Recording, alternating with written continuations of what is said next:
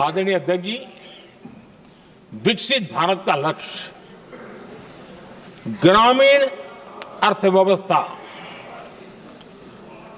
उसको सशक्त बिना किए बिना हम विकसित भारत का निर्माण नहीं कर सकते। और इसलिए रूरल इकोनॉमी के हर क्षेत्र को हमने स्पर्श करने का प्रयास किया है। और हम जानते हैं रूरल इकोनॉमी में खेती किसानी का बहुत महत्व रहता है। विकसित भारत के 4 स्तंभों में हमारा किसान एक मजबूत स्तंभ है। बीते दशक में खेती के बजट में 10 गुना वृद्धि की गई है, 10 टाइम। 2014 के बाद की बात मैं बताता हूं और ये बहुत बड़ा जंप है। आदरणीय अध्यक्ष जी, आज जो लोग यहां किसान की बातें करते हैं, 2014 से पहले यूरिया मांगने पर लाठी पड़ती थी, रात रात कतारों में खड़ा रहना पड़ता था। और वो जमाना था जब खाद किसानों के नाम पर निकलती थी लेकिन खेत में नहीं पहुंचती थी, कहीं और ही काले बाजारी में, और 1 रुपया 15 पैसा वाला हाथ की सफाई का खेल चलता था। आज किसान को पर्याप्त खाद मिल रही है। कोविड का महासंकट आया, सारी सप्लाई चेन डिस्टर्ब हो गई, दुनिया में अनाप शनाप दाम बढ़ गए और परिणाम ये हुआ कि क्योंकि हम यूरिया पर डिपेंडेंट हैं, हमें बाहर से लाना पड़ता है।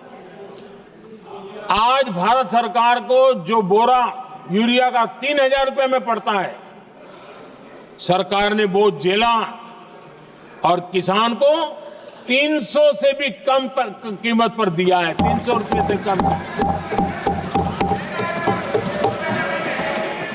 किसान को ज्यादा से ज्यादा फायदा हो, इसके लिए लगातार हम काम कर रहे हैं।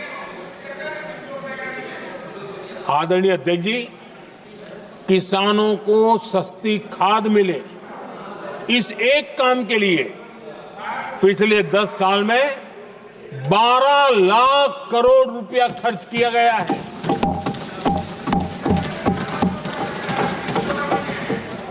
पीएम किसान सम्मान निधि, उसे करीब 3.5 लाख करोड़ रुपए डायरेक्ट किसान के खाते में पहुंचे हैं।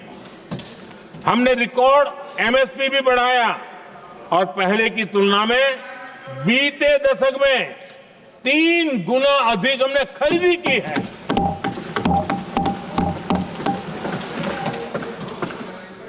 किसान को ऋण मिले, आसान ऋण मिले, सस्ता ऋण मिले, उसमें भी 3 गुना वृद्धि की गई है।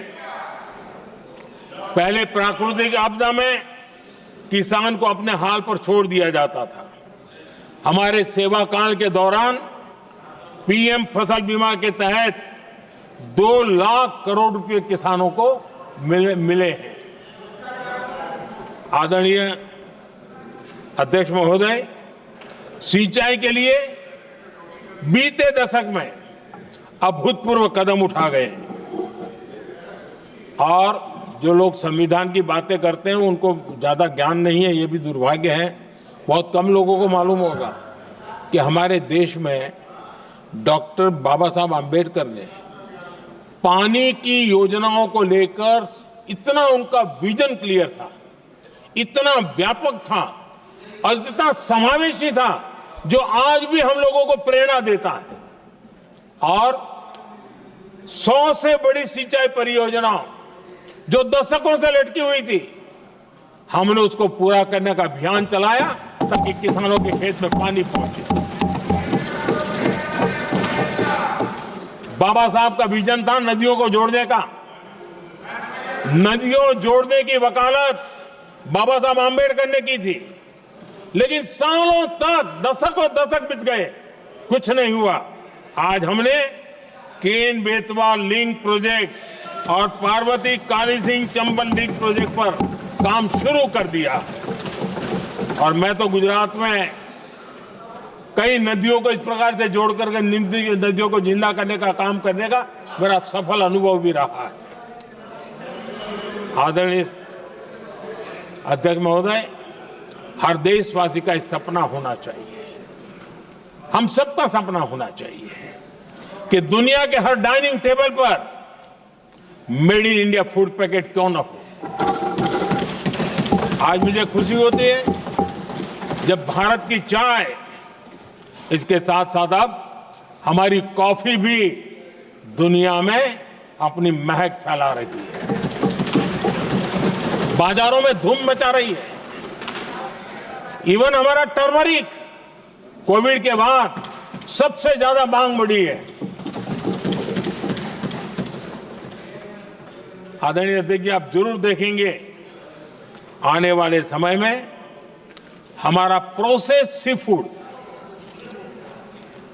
और जिसको लेकर कुछ लोगों को पता नहीं कब क्यों दर्द हुआ, बिहार का मखाना दुनिया में पहुंचने वाला है।